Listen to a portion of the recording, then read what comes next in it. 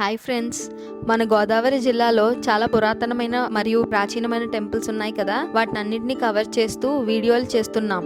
అందులో చాలా ప్రసిద్ధిగాంచిన ఆలయమే అయినవిల్లి. ఈ ఆలయం 14వ శతాబ్దం నాటిది. స్వయంభూ గణపతి క్షేత్రాలలో అయినవిల్లి ఒకటి. దక్షిణాంధ్రలో కాణిపాకం ప్రసిద్ధి చెందినట్లు ఉత్తరాంధ్రలో అయినవిల్లి ప్రసిద్ధి చెందింది. అయితే ఈ ఆలయం కాణిపాకం ఆలయం కంటే పురాతనమైనది అని పెద్దలు చెప్తున్నారు. కాణిపాకంలో వినాయకుడు వరసిద్ధి వినాయకుడిగా పూజలు అందుకుంటే అయినవిల్లో సిద్ధి వినాయకునిగా పూజలు అందుకుంటున్నాడు. మరి ఆలయం యొక్క విశిష్టత, ఎలా వెళ్ళాలి, టైమింగ్స్, ఇక్కడ జరిగే ఉత్సవాల గురించి ఈ వీడియోలో చూసేద్దాం రండి. ముందుగా అయినవిల్లి చేరుకోవాలనుకునే వాళ్ళు రాజమండ్రి నుండి అమలాపురం బస్సులో ప్రయాణించి అక్కడ నుంచి ముక్తేశ్వరం మీదుగా అయినవిల్లి ఆటోలో చేరుకోవాలి. ఫ్రెండ్స్, ఇక్కడ మీరు తప్పక గుర్తుపెట్టుకోవాల్సిన విషయం ఏంటంటే అమలాపురం నుండి అయినవిల్లికి బస్సు సదుపాయం కూడా ఉంది. కాకపోతే రోజుకి 2 సార్లు ఉంటుంది. సో మీరు షేర్ ఆటోలో 50 రూపీస్కి సులభంగా అయినవిల్లి చేరుకోవచ్చు. కాకినాడ మీదుగా వచ్చే వాళ్ళు కాకినాడ నుండి యానం నుండి అమలాపురం నుండి ముక్తేశ్వరం మీదుగా అయినవిల్లి వెళ్లాల్సి వస్తుంది. ఈ గుడి ఉదయం 5 గంటల నుండి మధ్యాహ్నం 1 గంట వరకు,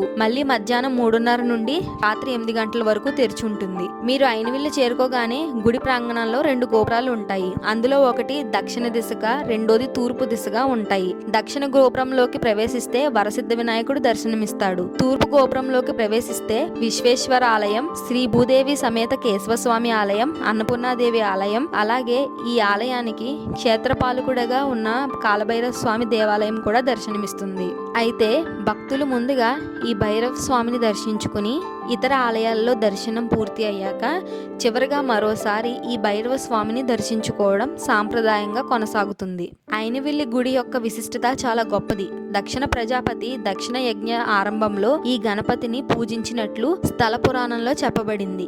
వ్యాస మహర్షి దక్షిణ భారతదేశ యాత్ర మొదలుపెట్టే ముందు ఈ వినాయకుడిని ప్రతిష్ఠించాడు. శ్రీ వల్లభుడు గణపతి హోమం చేయగా వినాయకుడు దర్శనమిచ్చి వరాలు తీర్చాడని గ్రంథంలో ఉంది. పూర్వం దాసుడు, వ్యాసుడు మొదలగు మహర్షులు ఈ గణపతిని పూజించి కీర్తి ప్రతిష్టతలు పొందారు. ఏ పూజ చేసినా మొదట వినాయకుడిని పూజిస్తాం. అలానే ప్రతి శుభకార్యానికి ముందు వినాయకుడిని పూజిస్తే ఆ కార్యం నిర్విఘ్నంగా పూర్తవుతుంది. అయినవిల్లి వినాయకుడు విఘ్నాలను తొలగించే స్వామిగా ప్రసిద్ధి చెందారు. ఈ ఆలయంలో ముఖ్యంగా జరిగే పూజలు, ఉత్సవాల గురించి మాట్లాడుకున్నట్టయితే రోజువారీ పూజలతో పాటు సంకటహర చతుర్థి నాడు, దశమి, ఏకాదశి నాడు పూజలు, లక్ష్మీ గణపతి హోమాలు, గరిక పూజలు జరుగుతూ ఉంటాయి. వీటితో పాటు పెన్నెల పూజ కూడా ఉంటుంది. పెన్నెల పూజ ఇది ముఖ్యంగా స్టూడెంట్స్ కోసం జరిగే పూజ.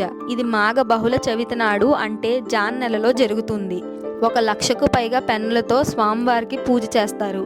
స్వామివారి పాదాల దగ్గర పెన్స్ ఉంచి పూజ చేసి ఆ పెన్స్ స్టూడెంట్స్కి, ఇతర భక్తులకి ఇస్తారు. ముఖ్యంగా స్టూడెంట్స్ అయితే ఈ పెన్స్తో ఎగ్జామ్ రాస్తే మంచి మార్కులతో పాస్ అవుతారని గట్టి నమ్మకం. ఈ ఆలయంలో మరొక ప్రత్యేక పూజ ఏంటంటే కోనసీమ పరిసర ప్రాంతాలలో ఏ కొత్త వాహనం కొన్నా అయినవిల్లి గుడిలో పూజ చేయించుకుంటారు. అలాగే వినాయక చవితికి వచ్చే ముందు చవితి నాడు చిన్నపిల్లలకి అక్షరాభ్యాసం, అన్నప్రాసన జరుగుతూ ఉంటాయి. పూజలతో పాటు ఈ ఆలయంలో ఘనంగా ఉత్సవాలు కూడా నిర్వహిస్తారు. అందులో భాద్రపద చవితి నాడు వచ్చే వినాయక చవితి, కార్తీక మాసంలో పూజలు, శివరాత్రి ఉత్సవాలు జరుగుతూ ఉంటాయి.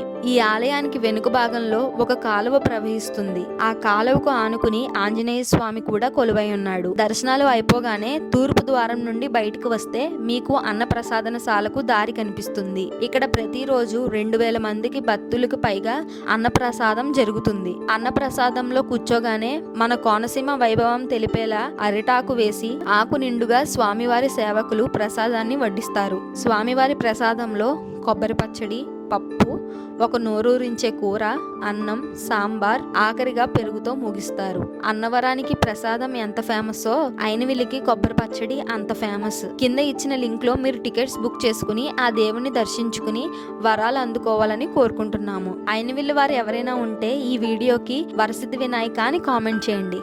అలాగే అందరూ ఈ వీడియోకి లైక్ చేయండి. మీరు ఇచ్చే లైక్స్ ఇంకొన్ని మంచి వీడియోస్ చేయడం జరుగుతుంది. అలాగే సబ్స్క్రైబ్ చేసుకోండి. ఇంకా మీ చుట్టుపక్కల ఉన్న గుళ్ళు లేదా మంచి ప్రదేశాలు ఉంటే కింద కామెంట్ సెక్షన్లో మెన్షన్ చేయండి. వాటిని కూడా తప్పకుండా కవర్ చేసేలాగా చూస్తాము. ఇట్లు మీ ఈస్ట్ గోదావరి పెళ్ళం, వెస్ట్ గోదావరి మొగుడు.